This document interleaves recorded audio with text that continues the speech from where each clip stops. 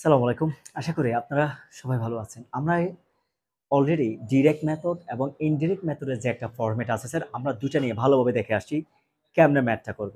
এখন দেখেন, আজকে সরাসরি আমরা একটা ডিরেক্ট মেথডের ম্যাথে শুরু করি। আমার ম্যাথের মধ্যে কি দেওয়া আছে একটু কাইন্ডলি দেখেন।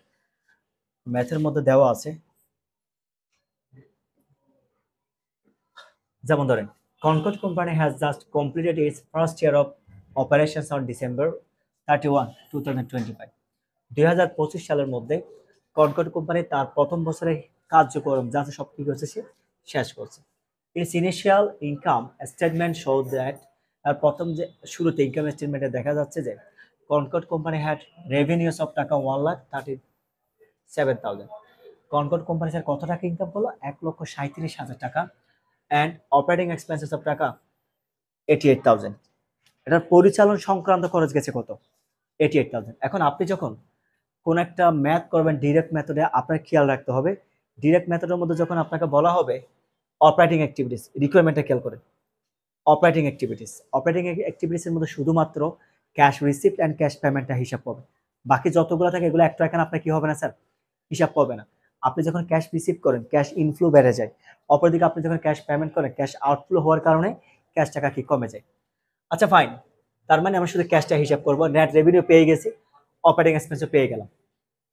সিম্পলি আমি ম্যাথটাকে এতটুকু করলে হয়ে যেত কিরকম, রেভিনিউ থেকে যদি আমি অপারেটিং এক্সপেন্সটা মাইনাস করে দিলে যেটা পেতাম সেটা আমি অপারেটিং অ্যাক্টিভিটিস হয়ে যেত। কিন্তু এখানে কি বলছে দেখেন, accounts receivable at year end were টাকা 42,000। এখন অ্যাকাউন্ট রিসিভেবল ক্রিয়েটেড থেকে সেলস অন অ্যাকাউন্ট থেকে, কোয়েশ্চেন ভালো করে বুঝেন। সেলস অন অ্যাকাউন্ট, আপনি যখন ধারে যখন বিক্রি করেন তখন আপনার অ্যাকাউন্ট রিসিভেবলের পরিমাণ কত? আমার অ্যাকাউন্ট রিসিভেবল হচ্ছে 42,000 টাকা। দ্যাট মিনস আমি এখনো ক্যাশ টাকা পাই নাই। আমি এখনো কি করি না স্যার? পাই নাই, কিন্তু পাবো। স্যার, এখন আমি যে রেভিনিউটা দেখালাম এটার মধ্যে তার মানে আমার টাকাটা কি আছে? হিসাবভুক্ত আছে।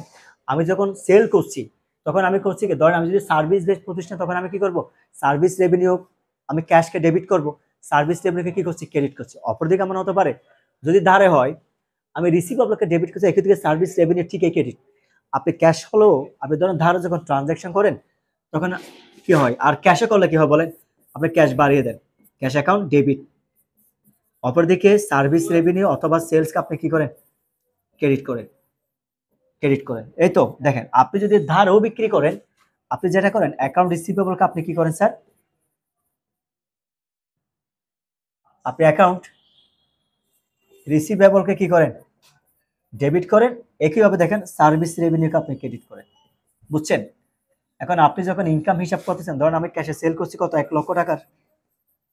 ধারে বিক্রি করছে, ধারে সেল করছি ধরেন কত? 37,000 টাকা। দেখছেন, আপনি যখন ইনকাম হিসাব করতেছেন আপনি দুইটা রেভিনিউ যোগ করেন, 1,00,000 কত হাজার হয়ে গেছে? 37,000 টাকা আপনি কিন্তু এভাবে দেখাচ্ছেন। কিন্তু এক্স্যাক্টলি আপনার ক্যাশ আসছে কত? 1,00,000 টাকা। আপনার ক্যাশ আসছে কত? 1,00,000 টাকা। কিন্তু ইনকামে দেখাচ্ছেন কত? 1,37,000 টাকা। কিন্তু আমরা যখন ক্যাশ ফ্লো স্টেটমেন্ট যখন স্যার আমরা হিসাব করব তখন আমরা শুধু ক্যাশের পরিমাণটাকে হিসাব করব। আবার বলছি, আমরা যখন স্যার কি হিসাব করব? আমরা যখন ক্যাশ ফ্লো স্টেটমেন্ট যখন আমরা হিসাব করব তখন শুধু আমরা ক্যাশ কত টাকা আসছে আমরা শুধু সেটা হিসাব করব। এখন যেহেতু বলছে 42,000 টাকা রিসিভেবল, দ্যাট মিনস আমি এখনো টাকা পাই নাই। আমার রেভিনিউ ছিল কত? 1,60,000। আমি এই টাকা আমার কি করতে হবে? এখানে মাইনাস করে দেখাতে হবে। প্রথম কি পয়েন্ট এটা মাথা নিলাম। আমার অ্যাকাউন্টস পেয়েবল ছিল 33,000 টাকা। এখন বলছে assume that accounts payable related to operating expense, মানে আমার যে অপারেটিং এক্সপেন্স আছে 88,000 টাকা, আমার খরচের মধ্যে আমি কোনটাকে দেখা ফেলছি? অপারেটিং এক্সপেন্সকে দেখিয়ে দিছি। আমার যে অপারেটিং এক্সপেন্স আছে, যে খরচটা আছে এটার মধ্যে আমি অ্যাকাউন্টস পেয়েবলকে কি করছি স্যার? ওখানে দেখিয়ে দিছি। কিন্তু পেয়েবল তো আমি এখন টাকা পেড করি নাই। দ্যাট মিনস আমি আজকে না হয় কালকে পেড করব, অথবা উইদিন 3 মান্থসের মধ্যে কন্ডিশন অনুসারে আমি পেড করব। টাকা এখনো পেড করি নাই, কিন্তু আমি খরচটাকে কি করছি? বাড়িয়ে দিছি না স্যার? এই জন্য আমার অপারেটিং এক্সপেন্স অ্যাকচুয়ালি কত নয়? 88,000 টাকা নয়। কারণ আমি তো ক্যাশ যদিও বা দেখাচ্ছি 88,000 টাকা, অ্যাকচুয়ালি আমি 88,000 টাকা কি করি নাই? পেড করি নাই। আমার 88,000 টাকা থেকে কোন টাকাটা মাইনাস যাবে? এই যে যেই টাকাটা আমি এখনো পেড করি নাই এই টাকাটা আমার কি যাবে স্যার? মাইনাস গেলে দেন আমি পাবো। এখন তাহলে আমরা সরাসরি ডিরেক্ট মেথড আমরা যেহেতু ক্যাশ হিসাব করি, তাহলে খেয়াল করি আমরা প্রথমে আমরা দেখতে হবে আমার রেভিনিউর পরিমাণটা কত। দেখেন, এটা পার্টিকুলার টাকা টাকা দিয়ে একটা ফরম্যাট করে নেবেন আপনি। আমার ক্যাশ টাকার পরিমাণ রেভিনিউ 1,00,000 কত? 37,000 টাকা। এখন 37,000 টাকার মধ্যে আমার রিসিভেবলের পরিমাণ আছে কত দেখেন তো স্যার? ওই যে যেটা বললাম, আমি তো ইনকামের মধ্যে শো করছি, আমি তো এখনো ক্যাশ টাকা পাই নাই, তাই না? এই জন্য এই টাকা আমার মাইনাস যাবে।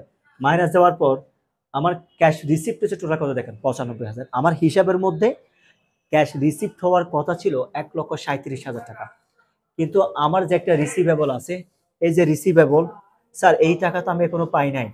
আমি নিশ্চিত জানি যে আমি এটা পাবো, যেহেতু পাই না আমি তো ক্যাশ টাকা এখনো বাড়িয়ে দিতে পারবো না, তাই না? এই জন্য এই টাকাটা আমি কি করলাম, মাইনাস করলাম। ঠিক সেম ভাবে এখন আমরা কি করব, ক্যাশ রিসিভ ফ্রম কাস্টমার, আমি টোটাল কাস্টমার থেকে পেয়েছি কত টাকা দেখেন তো, 95,000 টাকা। এখানে আরেকটা ডিস্টারবেন্স আছে, এটা হচ্ছে এই জায়গায় আমরা সরাসরি যদি বলতো অপারেটিং এক্সপেন্স 88,000 টাকা, তখন আমরা যে কাজটি করতাম 95,000 টাকা থেকে কত টাকা মাইনাস করে দিতাম, 88,000 টাকা যদি মাইনাস করলে যে 7,000 টাকা থাকতো, এটা আমার জন্য কি হতো, net cash provided by operating activities হয়ে যেত। কিন্তু এখন সেটা সেভাবে হচ্ছে না। কেন হচ্ছে না? এখানে বলছে দেখেন, assume that accounts payable related to operating expense, আমরা যে পাওনাদারকে টাকাটা দিব এটা আমার পরিচালন খরচ বা প্রত্যেকদিন যে খরচটা করি এটার সাথে সম্পর্কিত, বা এটার মধ্যে একটা অন্তর্ভুক্ত আছে। তার মানে আমার তো অ্যাকচুয়ালি কস্টিং তো কত, আমি হিসাবে দেখাচ্ছি 88,000, কিন্তু আমি তো পেয়েবল টাকা তো এখনো দিই নাই। তো যদি না দিয়ে থাকে আমার তো ক্যাশ টাকা এখন আউট হয় না, তাই না? এই জন্য কি করতে হবে, 88,000 টাকা থেকে 33,000 টাকা যদি আমরা মাইনাস করে দিই, যে টাকাটা আমরা ক্যাশ পেমেন্ট, আমি ক্যাশ পেমেন্ট এমনি বাইর করছি স্যার, আমি টোটাল এক্সপেন্স থেকে যেটা পেয়েবল, যেটা আমি এখনো পেড করি নাই, এটাকে মাইনাস করলাম, নেট 55,000। এই জন্য আপনি দেখেন এখানে ক্যাশ পেমেন্টের মধ্যে অপারেটিং এক্সপেন্স হবে কত টাকা মাইনাস করছি, 55,000, আর নেট ক্যাশ প্রোভাইডেড হচ্ছে কত, 40,000। স্যার দেখেন, এখন এখানে যদি কোনো কারণে ইনভেস্টিং অ্যাক্টিভিটিস থাকতো অথবা ফাইন্যান্সিং অ্যাক্টিভিটিস থাকতো, ডিরেক্ট ইনডিরেক্ট বরাবর সেম। ইনভেস্টিং হলে যদি কখন এখানে এর পরে গিয়ে আমি কি করতাম, এই যে cash flow from investing activities লিখতাম, লেখার পরে আমি যদি ল্যান্ড ইকুইপমেন্ট সেল করি প্লাস করতাম, পারচেজ করলে মাইনাস করে যেটা থাকতো এটার সাথে প্লাস করতাম। একইভাবে cash flow from financing activities বলে শেয়ার, বন্ড, ডিবেঞ্চার ইস্যু অথবা সেল করলে প্লাস করতাম, আর যদি কখনো বলতো পারচেজ, আমি কি করতাম, মাইনাস করতাম। যেটা আছে সেটা বরাবর থাকতো, ওপেনিং ক্যাশ যেটা থাকতো কোয়েশ্চেনে প্লাস করতাম, ক্লোজিং করা হয়ে যেত। এরকম একটা পরে ম্যাথ আমরা ডিটেলসে করবো, একটু আইডিয়া দিয়ে দেবো।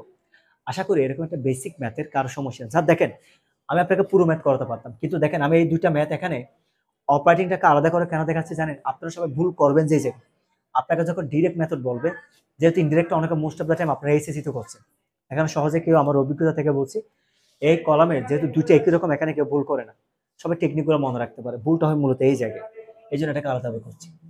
আশা করি এই ম্যাথে আপনাদের কারো কেন কি থাকবে না, ইনশাল্লাহ সমস্যা থাকবে না। স্যার ভালো থাকবেন সবাই, সুস্থ থাকবেন, আসসালামু আলাইকুম।